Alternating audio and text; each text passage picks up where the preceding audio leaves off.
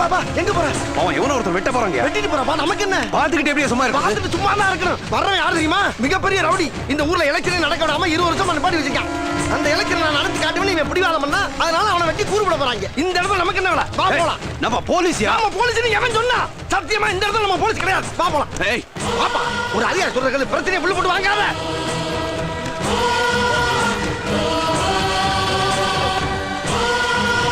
ஐயோ, என்னைய மாதிரியே எல்லாரும் நினைக்கிறானே. வா அண்ணா, எல்லாம் தெரியாம செஞ்சிருந்தா என்ன விட்டுருங்க அண்ணா. அண்ணா என்ன விட்டுருங்க, நான் ஊரை விட்டு ஓடிடுறேன் அண்ணா. அண்ணா என்ன விட்டுருங்க, நான் ஓடிடுறேன் அண்ணா. இந்த தொகுதியில எப்படியாவது எலெக்ஷன் நடத்தணும்னு சுப்ரீம் கோர்ட்ல மனு போட்டு தேர்தல் கமிஷனரை வர வச்சு. இல்லண்ணா, நான் எலெக்ஷன் நடத்தக்கூடாதுங்கிற முடிவுல இருக்கேன். நீ எலெக்ஷன் நடத்தியே காட்டுவேன் அடம் பிடிக்கிற. அப்போ நம்ம 2 பேர்ல யாராவது ஒருத்தர் தான் உயிரோட இருக்கணும். இல்லண்ணா. நான் இருக்கேன். அண்ணா வேணாண்ணா, என்ன விட்டுருங்க அண்ணா. நீ ஒரு ஆள் வெட்டினா கொலை, கூட்டமா சேர்ந்து வெட்டினா கலவரம். போய் வெட்டுங்கடா.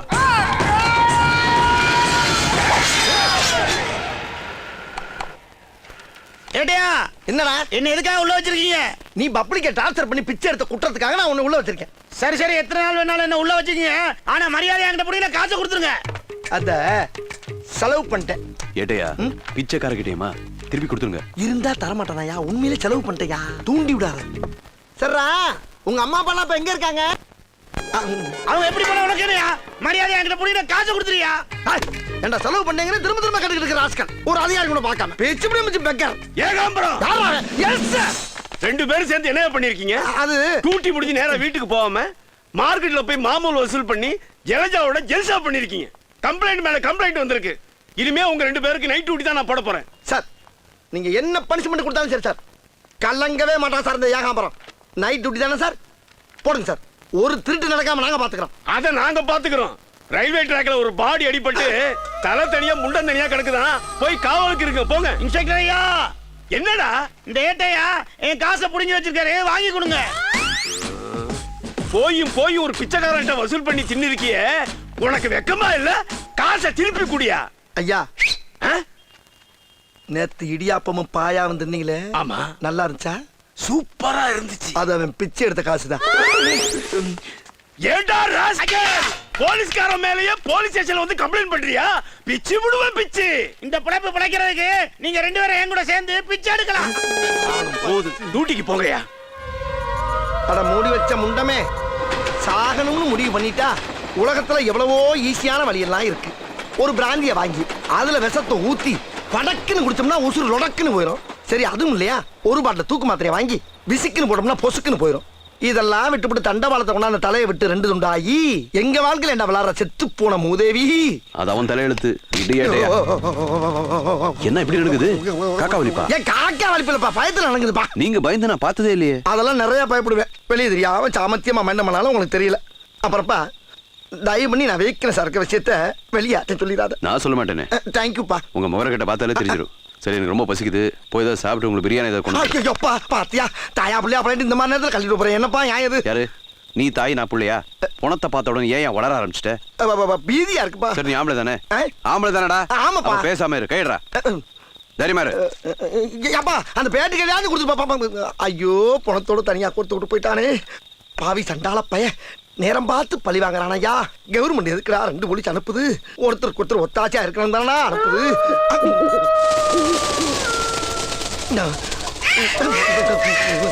ஐயோ, என்னென்னலாம் கிடந்து கத்துது.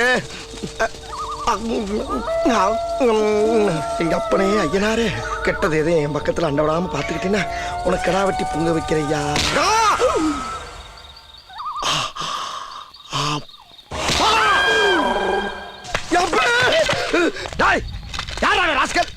கோணப்பலுக்கு பிறந்த கொங்காப்பழ நடிச்சா விளையாட்டு புடிச்சு தள்ளி விடுறிய. கொஞ்சம் தள்ளி போய் தண்டவாளத்துல வந்து அந்த நேரம் மத்த ரயில் வந்து ஏற என்ன ஆகும்? சும்மா தள்ளி விட்டதுக்கு இந்த கத்துறீங்க. நேத்து என் மேல ரயில் ஏறி நான் செத்ததுக்கு அப்புறம் எப்படி கதறி கதறி அழுதுன்னு தெரியுமா? எது? செத்ததுக்கு அப்புறம் அழுதையா? என்னடா சொல்ற? நான் செத்து போன ட்ரெயின் மறுபடியும் வருது, அதுல நான் ஏற போறேன்.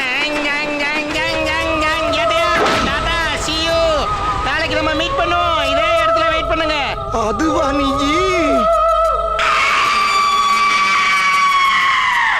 வர 24ஆம் தேதி நாச்சியார்புரம் தொகுதியில் எந்த பிரச்சனையும் இல்லாமல் எலெக்ஷன் நடக்கணும். ஜனங்க கிட்ட ஒவ்வொரு குழுவா போய் தேர்தல் விழிப்புணர்வை உண்டாக்கணும். ஏன் மாசியை பார்த்து நீங்க எல்லாம் பயப்படுறீங்க? தைரியமா ஓட்டு போட வாங்க. இந்த ஜனநாயக நாட்டில் உங்களுக்கெல்லாம் இருக்கிற ஒரே ஒரு உரிமை ஓட்டு உரிமை ஒண்ணுதான். ரேஷன் கார்டு இல்ல, மண்ணெண்ணெய் இல்ல, தெரு விளக்கு இல்ல, ரோடு இல்லைன்னு கலெக்டர் ஆபீஸுக்கு நடையா நடக்கிறீங்கல்ல. நாங்கெல்லாம் ஓட்டு போட ரெடியா இருக்கோம், எங்களுக்கு பாதுகாப்பு கொடுங்க அப்படின்னு என்னைக்காவது ஒரு நாள் கேட்டிருக்கீங்களா? ஒருத்தனுக்காக ஒரு நாள் பயப்படலாம், 2 நாள் பயப்படலாம். ஆனா நீங்க 16 வருஷம் பயந்தே செத்துருக்கீங்க. நீங்க சொல்றது எனக்கு நல்லா புரியுது தம்பி. ஆனா அந்த மாசியை எதிர்த்து எங்களால எதுவும் செய்ய முடியாது. நாங்க எந்த நல்லது கெட்டதுக்கு வெளியூர் போனது இல்லைங்க.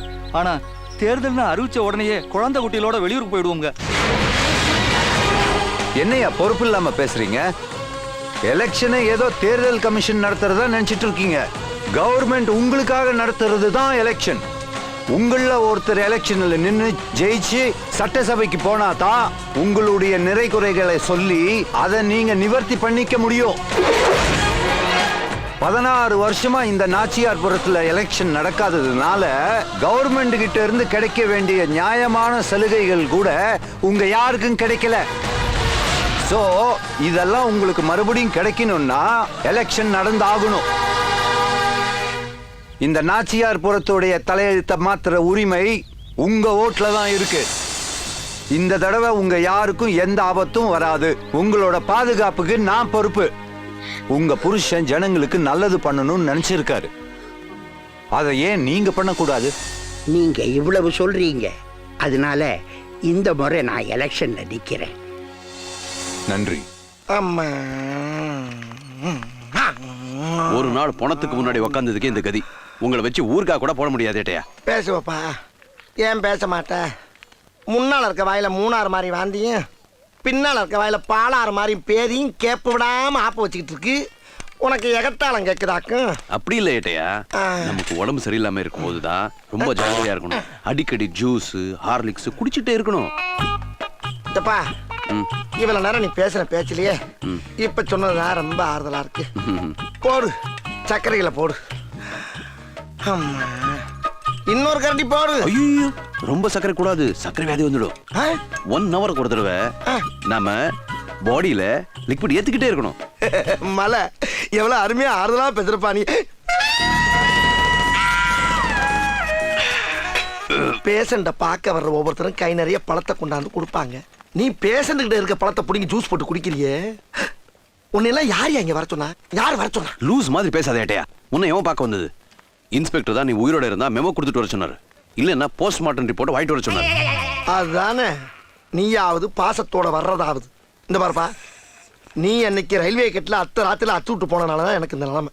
செஞ்ச பாவத்துக்கு நீ பரிகாரம் செய்யணும்னு நினைச்சினா டாக்டர் சர்டிபிகேட் வாங்கி சர்க்கிள் இன்ஸ்பெக்டர் கொடுத்து, ஏட்டையா பாடி கண்டிஷன் நல்லா இருக்கு, அவர் பதவி ஏத்தவன ஏட்டையா தொழில சீரும் சிறப்புமா செம்மையா வந்து செய்வாரான்னு போய் சொல்லு. இதுதான் நீ எனக்கு செய்யற கைமாறு.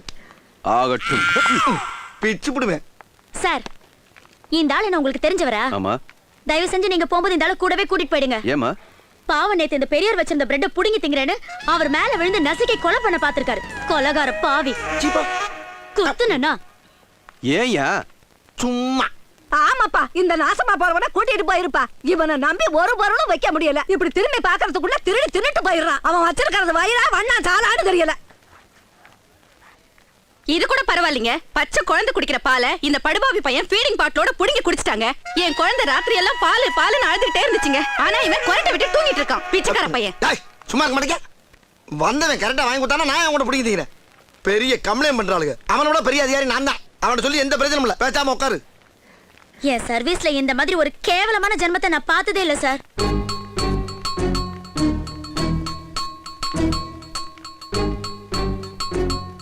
சரிங்க சார்.